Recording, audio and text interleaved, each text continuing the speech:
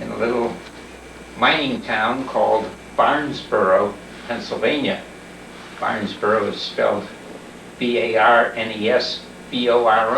Barnesboro.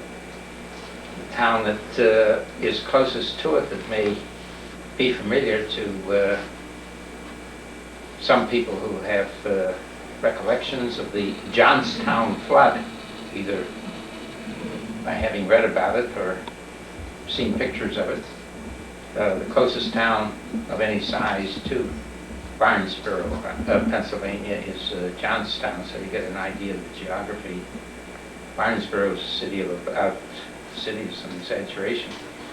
It is a village of about 400 people, and surprisingly enough, I know two prominent people who were born there.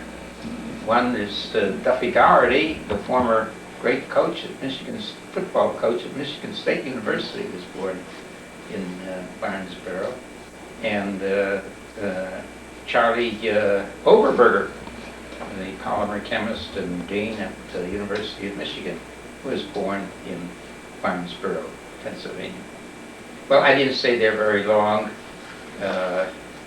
I was the fourth of four children that our parents had, and shortly after I was born, we found our way into Youngstown, Ohio, where my father was a milkman, had a milk route with two horses, delivered milk, and we children were always vying for the privilege of waking up at 4 o'clock in the morning, seeing if we can accompany our father. Well, unfortunately, my mother died when I was 5 years old, and my father tried for a while to keep the children together, but found it impossible, and so he arranged to put us in an orphanage called the Jewish Orphan Home in Cleveland, Ohio, and that was in October of 1920. All four of us went to that orphanage. That orphanage had about 450 children, about 200 of whom were boys, and the rest obviously girls. And I was raised in that orphanage. I was there from when I was 6 to 16. And the age in which we were released was 16 because that was the age you can get a working permit. Fortunately, I was able to finish high school by that time. I graduated from high school when I was 15, so that I had finished my high school by the time I left that orphanage. I worked for a couple of years. I left the orphanage in 1930, and I worked for 2 years in Cleveland.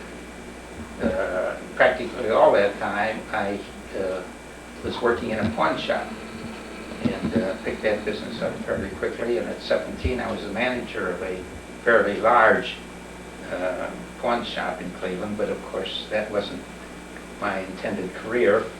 And in 1932, I was awarded a small scholarship by Fred Lazarus Jr., department store chain magnate, who also at that time was chairman of the board of the Jewish Orphan Home, and he occasionally gave some funds for scholarship prizes to children from the orphanage, and I was fortunate to get one of those, and so started my career, academic career at Ohio State University in the fall of 1932. At Ohio State, I majored in chemistry. I didn't know very much about chemistry. Matter of fact, I never took chemistry in high school.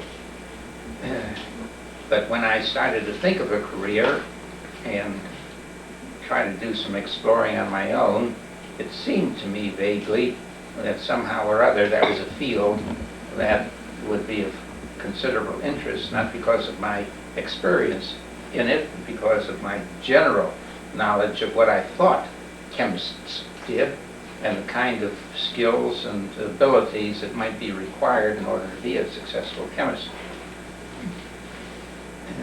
I did take chemistry in night school just for a short time while I was working, just to see whether I had any bend for chemistry, and found that I did like what I took, but it wasn't any regular course, it was just a short exposure. So in 1932 I started chemistry at Ohio State University and went there for the full 4 years and got my undergraduate degree in 1936 and had quite a good record in chemistry. I was elected to Phi Beta Kappa, got my degree with high distinction in chemistry.